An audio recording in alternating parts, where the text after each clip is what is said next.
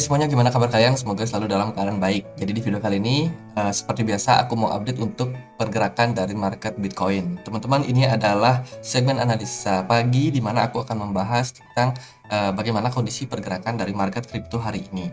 Hari ini tanggal 5 November 2022. Ayo kita bahas. Jadi yang pertama, kita sudah dapat beberapa news ataupun beberapa sentimen ya kemarin. Yang pertama ada PMI konstruksi dari Inggris, ternyata cukup positif. Ini membuat daya tukar atau nilai tukar dari pound sterling meningkat kemarin. Kemudian juga ada data ketenaga kerjaan non pertanian, non farm payroll dari Amerika Serikat yang ternyata menurun tapi masih di atas dari ekspektasi. Ini adalah data yang menunjukkan tentang seberapa besar atau seberapa banyak jumlah lapangan pekerjaan non pertanian di Amerika Serikat.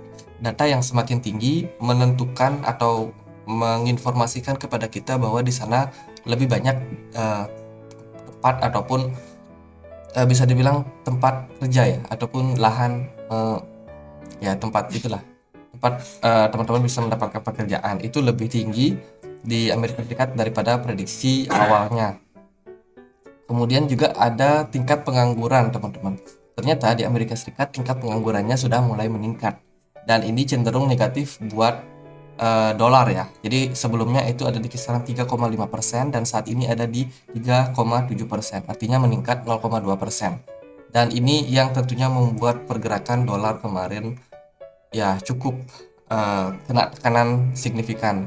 Jadi ada beberapa news lain yang aku akan tambahkan. Jadi Elon Musk begin layoff at Twitter. Jadi kita kan sudah dapat informasi bahwa Elon Musk yang baru saja mengakuisisi Twitter dengan lebih besar lagi jumlah kepemilikan sahamnya itu berencana untuk melayoff atau memecat lah istilahnya, PHK 50% karyawan mereka. Jadi ada ya 7.500 employee yang bakalan mulai dikurangi, teman-teman. Jadi ini menjadi salah satu sentimen pendukung juga daripada data yang kita dapetin kemarin. Jadi jumlah penganggurannya sudah semakin meningkat, sementara jumlah lapangan pekerjaannya ternyata menurun, tapi masih di atas daripada ekspektasi. Kemudian kita juga mau ada midterm election. Ini ya beberapa kali sudah sempat aku singgung juga kalau ini merupakan ya seperti pemilu lah, teman-teman. Jadi di tanggal 8 November itu bakalan ada midterm election yang tentunya menjadi cukup penting ya dengan apa yang terjadi pada market saat ini, di mana ada dua partai besar, Republik dan juga Demokrat, yang akan beradu nih, merebut suara rakyat. Jadi siapa partai yang bakalan berkuasa di Amerika nanti. Jadi kurang lebih itu untuk pengawalan kita mulai dari news. Dan untuk hari ini, di hari ini itu nggak ada news apa-apa yang terlalu signifikan, dan mulai baru ada di minggu depan, yaitu ada indeks harga konsumen di Eropa. Ini yang penting, bukan. Nah ini ya teman-teman, sorry tadi ya. Jadi hari Senin, Selasa itu nggak ada event untuk bulan November ini, dan baru ada event yang cukup signifikan pengaruhnya ada di 9 November, inventory minyak mentah. Tentunya mungkin berpengaruh sama kondisi dolar. Kemudian juga ada di hari Kamisnya indeks harga konsumen atau CPI Amerika Serikat. Ini juga penting untuk mengukur seberapa tinggi inflasi yang kemarin sudah berusaha buat ditekan oleh The Fed sehingga mereka menaikkan suku bunga. Jadi ya hari Kamis 10 November itu barulah market bakalan dapat sentimen lagi, teman-teman. Nah, gimana korelasinya sama market? Kita akan bahas dulu dari US dollar. Dari US dollar sendiri, dia masih bergerak di dalam sebuah descending channel, teman-teman. Jadi channel penurunan ya. Ini aku zoom out. Sebenarnya kondisi ini agak-agak kurang begitu bagus kalau menurut saya pribadi, melihat kemarin kita kena bantingan cukup signifikan dari US dollar. Jadi dia masih bergerak di dalam sebuah channel ya, agak-agak turun, teman-teman, akan daripada US dollar, dan kita perlu mendapatkan momentum yang kuat buat US dollar kembali menguat. Saya pikir sih kemarin kita dapat momentum itu ya, cuman dia nggak berhasil dalam hal breakoutnya, dan justru indeks dolar malah terjungkal lebih dalam lagi di perdagangan hari ini.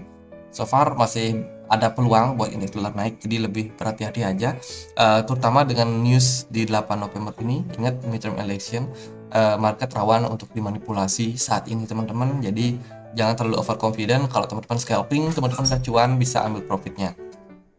Oke, itu untuk indeks dolar masih cukup bagus. Kalau kita lihat sih di sini dia masih belum breakout daripada neckline yang terbentuk dari inverse head and shoulders kemarin.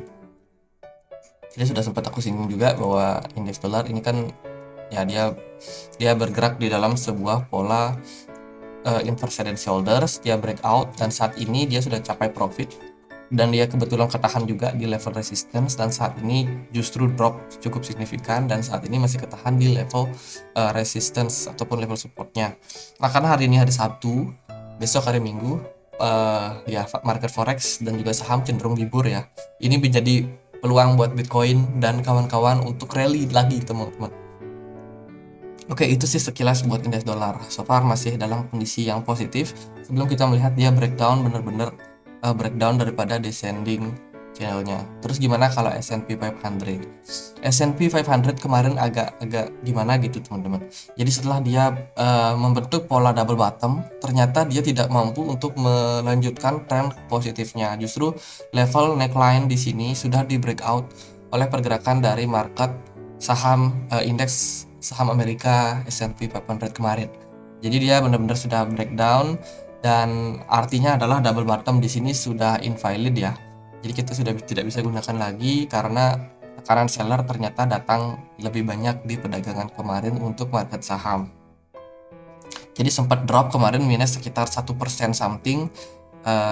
Aku juga sempat update ya untuk di komunitas. Di sini kemarin aku sempat untuk info juga ya untuk news yang tadi membuat market saham bergejolak. Terus juga ya efek daripada ini pergerakan dari saham S&P 500 masih berpeluang buat kembali melanjutkan penurunan dari sebuah descending broadening wedge pattern. Mungkin bisa sampai ke level support di kisaran 3260 something. Ini level support yang cukup kuat. Nantinya yang saat ini sih mereka masih berusaha untuk menahan pergerakan mungkin karena ada midterm election. Tapi kalau setelah tidak ada itu dan semua news-news kejelek-jelekannya market dikeluarkan, bisa jadi market kena masalah lagi teman-teman. Jadi so far buat teman-teman yang mungkin ketinggalan, wah ini market naik, sabar dulu, sabar aja teman-teman. Ini momentumnya belum habis kok. Kalau menurut saya pribadi, Bitcoin masih berpeluang buat sideways dulu ya. Sebelum kita ke Bitcoin, kita masuk ke gold dulu ya. Gold kemarin cukup positif, naik signifikan 3,49%. Ini adalah kenaikan yang sangat-sangat banyak pada gold. Nah, buat teman-teman yang sering nonton segmen nyangkut bareng yang biasanya aku buat seminggu sekali, aku kan selalu bilang, ya, ini udah waktunya nih kesempatan buat cicil emas. Jadi waktu dia harga di kisaran 800 something, dan sekarang dia udah cukup positif. Jadi ya lumayan. Buat teman-teman yang sempat ambil emas kemarin, kita masuk ke Bitcoin aja. Jadi komoditi cukup positif ya. Jadi beda dengan market indeks dolar, kemudian indeks saham itu cenderung drop, dan market komoditi emas, kripto justru positif. Oke, dari Bitcoin sendiri nggak lama-lama, Bitcoin di perdagangan hari ini dia masih tertahan di level resistance, teman-teman. Resistance yang terbentuk dari resistance sebelumnya di sini. Dia sebelumnya sempat membuat pola double top. Kemudian saat ini dia sudah breakout daripada descending channel, naik terbang tinggi sampai ke kisaran 21. Sekarang ya sudah waktunya buat kepentok lagi di resistance yang terbentuk dari MA 100 atau MA 99. Ini aku pakai MA 99 garis dinamis yang warna biru ini. Jadi garis yang ini ya aku agak tebelin deh biar mungkin teman-teman mana ya pakai tebelin. Aduh, ini teman-teman, sorry. Jadi ini ya, garis birunya ini bisa menjadi level resistance untuk Bitcoin untuk saat ini teman-teman, di kisaran 21. Dan Bitcoin mungkin lebih baik kita tunggu closing time frame daily untuk Bitcoin. Kalau Bitcoinnya berhasil closing di atas dari level resistance-nya, which is itu di kisaran harga mungkin 21,150. Jadi 21.151. Kalau Bitcoin bisa closing di atas itu, maka peluang Bitcoin buat kembali dalam tren bullish jangka pendek itu lebih berpeluang besar. Tapi kalau Bitcoinnya cuma closing di bawah daripada level MA99-nya, which is itu di kisaran 21.000 saja, nah itu ya bisa dibilang market kemungkinan bakalan kembali dalam tren koreksinya. Jadi nggak turun, mungkin dia hanya koreksi aja. Dan menurut apa yang saya pahami, apa yang saya lihat, Bitcoin kemungkinan akan sideways di range 21.000 sampai dengan 20.000 saja teman-teman. Jadi dia mungkin akan bolak-balik di sini membentuk level support yang kuat. Kemudian ketika akumulasi sudah cukup, Bitcoin bisa kembali rally. Kalau yang saya lihat seperti itu, karena beberapa kali memang Bitcoin udah tidak ada motivasi seller lagi buat jualan barang ya. Jadi benar-benar Bitcoin udah sulit buat turun teman-teman. Jadi itu jangan panik dulu, mungkin teman-teman ada yang ketinggalan, wah market udah naik, sabar dulu aja. Kita masih punya peluang buat melihat Bitcoin mengalami koreksi. Ini dia udah mulai ketahan di level resistance tersebut, dan kalau Bitcoinnya nggak berhasil, ya bisa aja dia koreksi dulu ke kisaran 20 ribuan ya, 20 ribuan. Dan kalau kita lihat dari time frame 4 jam, dia memang benar-benar ketahan di level EMA 99. Kemarin ya 2 kali membentuk mungkin pola double bottom atau mungkin inverse head and shoulders kalau kita cek di time frame yang lebih kecil. Kemudian berikutnya ya Bitcoin justru ngepump cukup signifikan. Sorry teman-teman nih, saya punya kucing dia ribut. Oke, kalau kita cek dari time frame yang lebih kecil, so far so good buat Bitcoin. Cuman kemarin memang market agak volatile ya. Jadi sempat ngepump naik cukup signifikan, kemudian dibanting, dan saat ini dia bentuk V formation.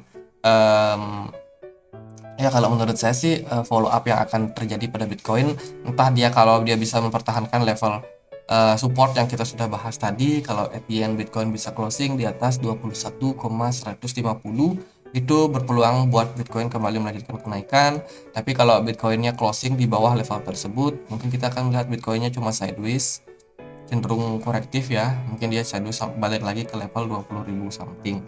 Cuma karena memang hari ini weekend, itu nggak akan terlalu ada pengaruh dari indeks saham Amerika, dari indeks dolar juga nggak akan terlalu pengaruh, sehingga Bitcoin bisa aja bergerak liar, meskipun dari segi volume perdagangan kemungkinan akan menurun.